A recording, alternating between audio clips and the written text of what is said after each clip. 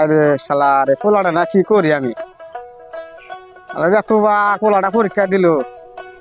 একটা বারো পাস করে না ওর হাতেকার ছাত্র ব্যক্তি পাস করে ও খালি গোল্লা পায়।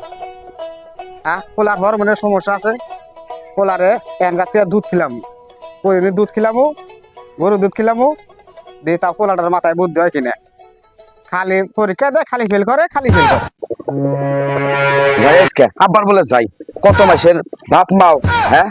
মোটরসাইকেল পোলাহান যাই স্কুলে আমার বাপে একটা মোটরসাইকেল কিনে দেয় না এই সয় সম্পত্তি আব্বা কি করবো যাই আজকে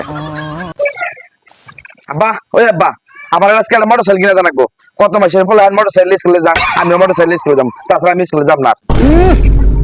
আইসে নবমের পোলা মোটরসাইকেল কিনে দেও একে একে 10 বার পরীক্ষা দেয় ব্যক্তিগত ফেল